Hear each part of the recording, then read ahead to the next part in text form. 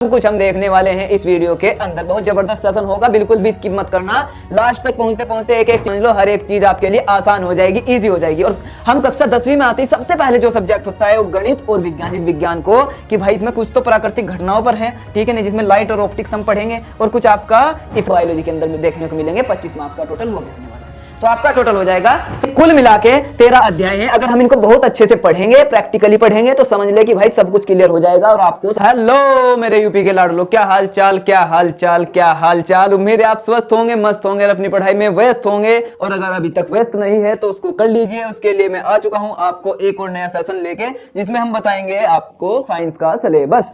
तो हम क्या जानने वाले हैं इसमें? साइंस का कंप्लीट सिलेबस जानने वाले हैं। विज्ञान में भाई कितने अध्याय हैं, भाई कितने अंक का पेपर आएगा, कौन कौन से चैप्टर कितने कितने अंक के आने वाले हैं, सब कुछ हम देखने वाले हैं इस वीडियो के अंदर। बहुत जबरदस्त सेशन होगा, बिल्कुल भी स्किप मत करना। लास्ट तक पहुंचते पहुंचते एक एक चीज क्लियर हो जाएगी, हर चीज की तुझे जानकारी हो जाएगी। उसके बाद ही हम विज्ञान पढ़ना शुरू करेंगे। क्या इतनी बात समझ में आई? और अभी मैंने मैथ्स का जो सिलेबस है उसकी वीडियो ऑलरेडी बना दी है, उसका लिंक आपको डिस्क्रिप्शन में मिल जाएगा। जाओ देखो और मैथ्स को भी समझो। तो चलो बिना किसी फालतू की बकवास किए स्टार्ट करते हैं कि साइंस के अंदर क्या क्या सिलेबस रहने वाला है इस साल 2026 और 27 के सेशन के अंदर। तो सत्र कौन सा है? हमारा सत्र है मेरे लाडले 2026 और 27। इसमें हम जानने वाले हैं कि भाई मेरे लाडले, इसमें हम जानने वाले हैं कि आपका कौन कौन सा चैप्टर कितने मार्क्स का रहने वाला है और कौन कौन से चैप्टर है। भाई 3 इकाई में लेके चला हूं। वैसे तो देखो 5 इकाई होती है साइंस के अंदर, लेकिन जो पर्यावरण वाला पार्ट है उसको मैं बायोलॉजी के अंदर ही काउंट करके चल रहा हूं।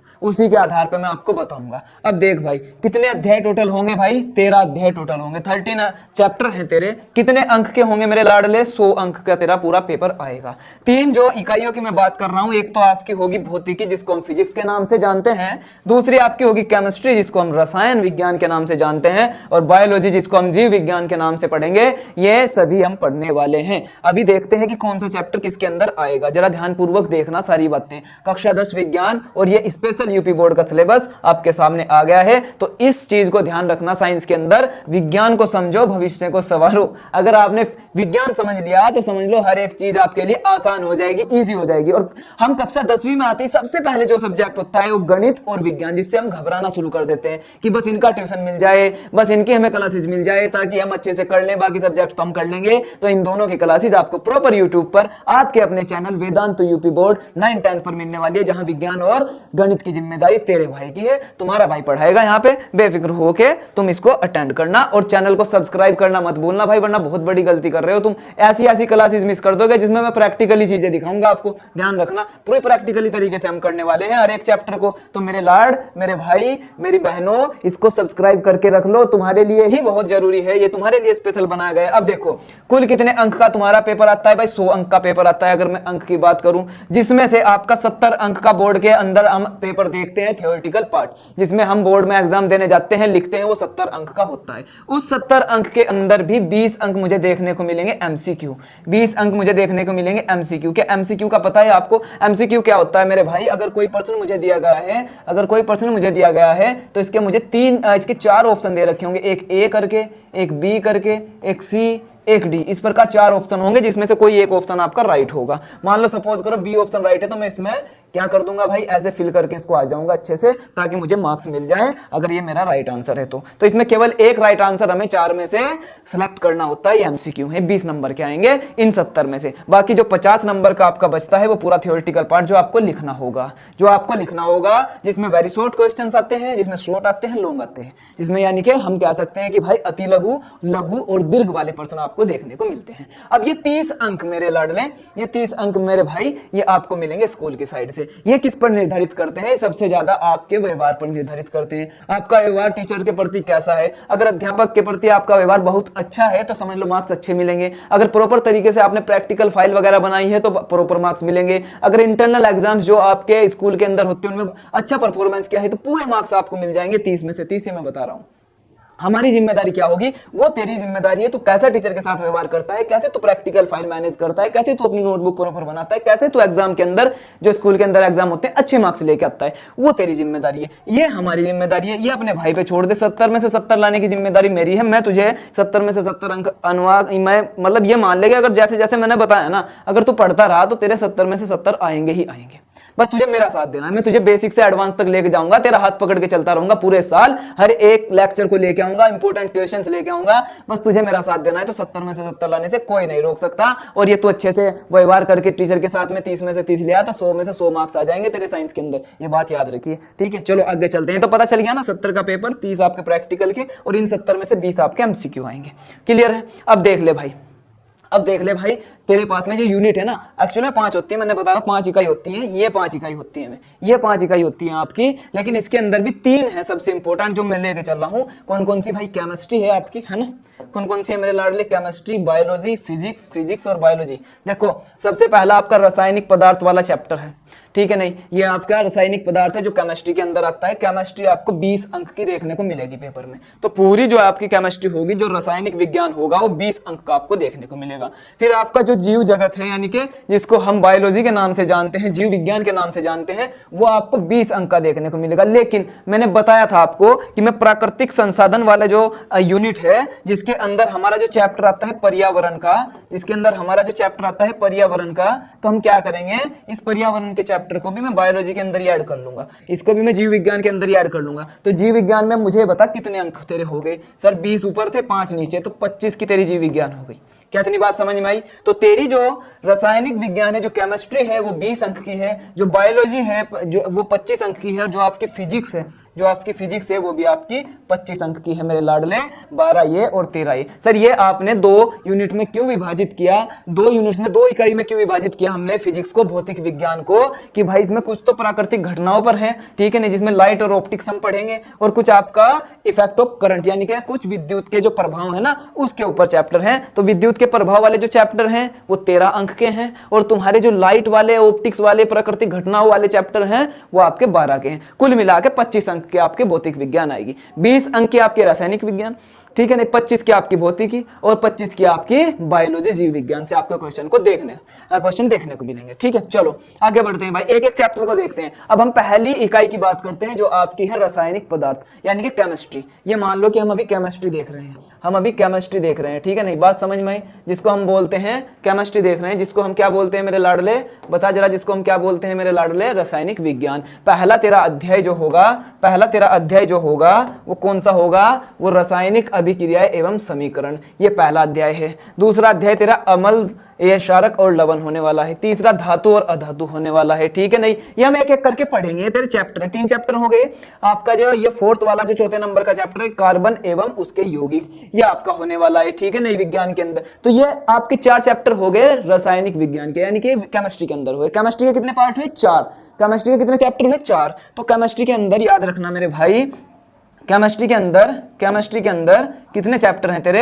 4 हैं। केमिस्ट्री के अंदर कितने चैप्टर हैं तेरे भाई? 4 चैप्टर मैं पढ़ूंगा केमिस्ट्री के अंदर, मैं 4 चैप्टर पढ़ने वाला हूं भाई, 4 अध्याय तेरे केमिस्ट्री के अंदर हो जाएंगे, ठीक है नहीं, जो कि आपके होंगे भाई 20 मार्क्स के, ठीक है सर, केमिस्ट्री क्लियर है। आगे बढ़ो। अब हम आते हैं भैया, जीव जगत पर, यानी कि बायोलॉजी पर। अब हम आते हैं भैया बायोलॉजी पर, जिसको हम जीव विज्ञान भी जानते हैं, ठीक है नहीं। अब बायोलॉजी का क्या है मेरे भाई? ये 5वां अध्याय आपका जो होगा बुक के अंदर, वो बायोलॉजी का होगा, जीव प्रक्रम। जो आपका 6ठा अध्याय नियंत्रण एवं समन्वय, ये आपका किसका है? बायोलॉजी का पार्ट है ये भी, ठीक है नहीं। जीव जनन कैसे करते हैं, ये भी आपका बायोलॉजी का ही पार्ट होगा, जीव विज्ञान का ही, ठीक है। और आपका जो नेक्स्ट मैं बताने वाला हूं, ये अनुवंशिकता एवं जैव विकास हो गया, प्राकृतिक संसाधन एवं हमारा पर्यावरण हो गया, ये आपके बायोलॉजी के अंदर हो गए। तो मुझे बता बायोलॉजी के अंदर कितने हुए? वैसे तो बायोलॉजी के अंदर 4 चैप्टर है, लेकिन एक मैंने पर्यावरण का भी इसी में ऐड कर दिया, वो भी हम बायोलॉजी के अंदर ही मान के चल रहे हैं। तो कुल बायोलॉजी के अंदर मैं मान लेता हूं कि भाई 5 चैप्टर हो गए। कितने हो गए? 5 हो गए। कितने अंक के होने वाले हैं? 25 मार्क्स आपको बायोलॉजी के अंदर मिलेंगे, ठीक है ना। जीव विज्ञान का हो गया। अब भौतिकी पे आते हैं भाई। भौतिक विज्ञान बहुत इंपॉर्टेंट, बहुत अच्छा प्रैक्टिकल यूज करने वाला आपका सब्जेक्ट है। अब ये देखो, भौतिक विज्ञान के अंदर क्या है? पहला भाग हम इसका देख रहे हैं, प्रकाश एवं प्रकाशिकी, ठीक है। अब देख भाई, हमारा जो चैप्टर होगा पहला ही इसके अंदर, यानी कि अध्याय 9 के नाम से जो आपकी बुक में दिया गया है, अध्याय जो 9वां चैप्टर है वो प्रकाश, परावर्तन तथा अपवर्तन, जिसमें हम लाइट का रिफ्लेक्शन और रिफ्रैक्शन देखने वाले हैं अच्छे से, ठीक है नहीं। फिर मानव नेत्र तथा रंग बिरंगा संसार, ये आपका 10वां अध्याय होने वाला है, ठीक है मेरे लाडले।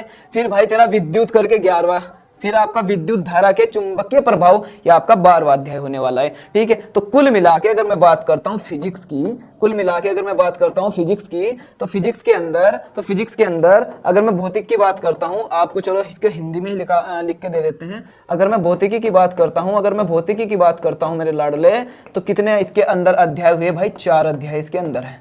कितने हैं भाई? 4 अध्याय इसके अंदर है। ठीक है नहीं, और मैं कितने मार्क्स के हैं मेरे लाडले? 25 अंक आपको इसमें मिलेंगे। क्लियर है मेरी बात? क्या इतनी बात तुम्हें समझ आई? क्या पता चल गया केमिस्ट्री में कितने अध्याय हैं, बायोलॉजी में कितने अध्याय हैं, फिजिक्स में कितने अध्याय हैं? पता चल गया ना? ठीक है नहीं, पता चल गया ना आपको? तो ये फिजिक्स वाला पार्ट था, तो ये आपका फिजिक्स वाला पार्ट था। फिजिक्स के अंदर कितने अध्याय हैं आप अच्छे से जान चुके हैं। तो 4 अध्याय आपको फिजिक्स के अंदर देखने को मिलेंगे, 4 अध्याय केमिस्ट्री के अंदर देखने को मिलेंगे। केमिस्ट्री 20 अंक की होगी, फिजिक्स 25 की होगी, और 5 अध्याय जिसमें पर्यावरण वाला भी ऐड कर दिया वो बायोलॉजी के अंदर देखने को मिलेंगे। 25 मार्क्स का टोटल वो भी होने वाला है। तो आपका टोटल हो जाएगा 70 मार्क्स का। टोटल कितना हो जाएगा? 70 मार्क्स का आपका पेपर हो जाएगा। और जो 30 अंक आप लेके आओगे स्कूल के अंदर, जो आपके स्कूल के अंदर आपके अध्यापक आपको देंगे, आपके परफॉर्मेंस को देखकर, आपके व्यवहार को देखकर, देखो उसमें कुछ तो आप प्रयोग करोगे एक्सपेरिमेंट लैब में, उसके नंबर मिलेंगे। कुछ आपके जो टेस्ट होंगे स्कूल के अंदर, एग्जाम्स होंगे, उसमें आपको कैसा परफॉर्म करते हो उसके अकॉर्डिंग आपको नंबर मिलते हैं। ठीक है ना? आप कैसी फाइल वगैरह बनाते हो अपनी नोटबुक वगैरह, उसके नंबर मिलते हैं। आपका वाइवा प्रोजेक्ट कैसा जाएगा उसके आपको नंबर मिलेंगे। और कुल मिला के 30 अंक आपको मिलने वाले हैं स्कूल की साइड से। बस व्यवहार बहुत अच्छा रखना है अपने टीचर्स के साथ में। टीचर की रेस्पेक्ट हमेशा करनी चाहिए मेरे भाई। टीचर ही एक ऐसा है जो आपको दलदल से बाहर निकाल सकता है। ये जो अज्ञानता का दलदल होता है ना, इससे बाहर निकालने के लिए ना एक अध्यापक की बहुत ज्यादा जरूरत होती है, जो आपको ज्ञान के सागर में डुबकी लगवा देगा। ये बात याद रखना। देख भाई, अब मेरे बात सुन, जो तेरे ये कुछ महत्वपूर्ण प्रयोग होंगे, यानी कि कुछ आपके एक्सपेरिमेंट्स होते हैं इंपॉर्टेंट, वो देख लो। ये तो हम क्लास के बीच में भी देखने वाले हैं भाई। पीएच का परीक्षण करने वाले हैं, जिससे हम क्या देखते हैं भाई? अम्ल देखते हैं आपका, यानी कि एसिड बेस हम जिससे देखने वाले हैं, सोल्ट, एसिड बेस, सोल्ट, ये हम सब कुछ देखते हैं ना, वो पीएच से देखते हैं। या अब मुझे कमेंट में बता के जाना अगर पता हो किसी को कि जो वाटर है, पानी है, उसकी पीएच वैल्यू कितनी होती है। पानी की पीएच वैल्यू मुझे बता के जाना, ठीक है? H2O।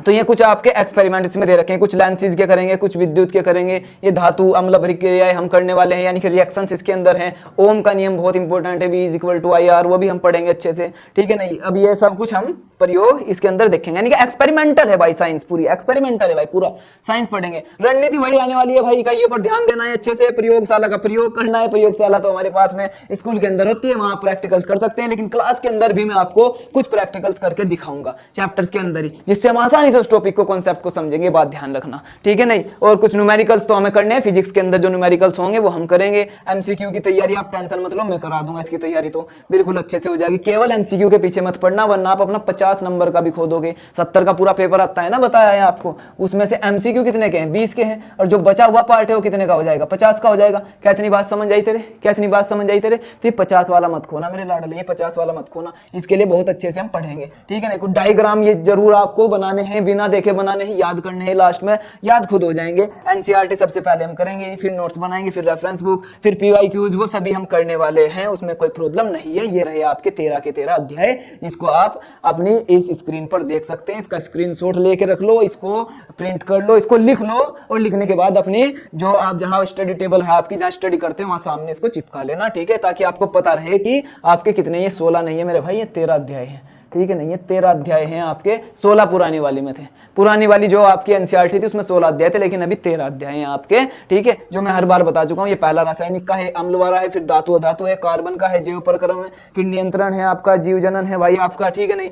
अनुवंशिकता है आपकी, और भाई प्रकाश, ये फिजिक्स आ गई, मानव के नेत्र हो गया, विद्युत हो गया, विद्युत धारा हो गया, और ये हमारा पर्यावरण, जिसको मैं बायोलॉजी के अंदर ही ऐड कर लेता हूँ। तो ये भी आपका चैप्टर नंबर 13 हो गया। तो ये कुल मिला के 13 अध्याय है। अगर हम इनको बहुत अच्छे से पढ़ेंगे, प्रैक्टिकली पढ़ेंगे, तो समझ ले कि भाई सब कुछ क्लियर हो जाएगा, और आपको 70 में से 70 लाने से कोई नहीं रोक सकता।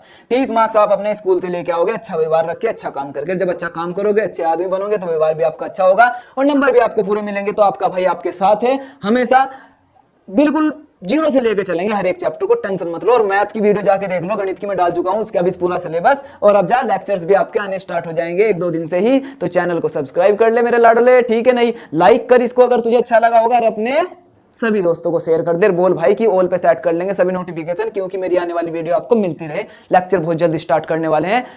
पूरा फ्लो में पढ़ेंगे, ठीक है नहीं। और कुछ शॉर्ट ट्रिक्स भी मैं डालता रहता हूँ, वो भी जरा देख लिया करो, उसके अंदर ये आपको कैलकुलेशन में हेल्प करेगी जो शॉर्ट्स के अंदर डालता हूँ, ठीक है। तो चलो फिर अब मैं चलता हूँ, आपको मेरा प्यार भरा नमस्कार, राम राम। और इसी मोटिवेशन के साथ आपको छोड़ के जाता हूँ कि पूरे साल मेहनत करेंगे मेरे साथ में मिलके, ये मोटिवेशन पूरे साल रहना चाहिए। अप डाउन तो आते रहते हैं, लेकिन उसको हैंडल करके हम एक साथ आगे बढ़ने वाले हैं। ये मैं गारंटी देता हूँ कि क्लास में मजा आ जाएगा जैसे मैं पढ़ाऊंगा, ठीक है। तो चलो फिर अगले टॉपिक के साथ मिलता हूँ अगली क्लास में, बहुत ही जल्द आपके सामने प्रस्तुत होऊंगा। तो जय हिंद, लव यू ऑल।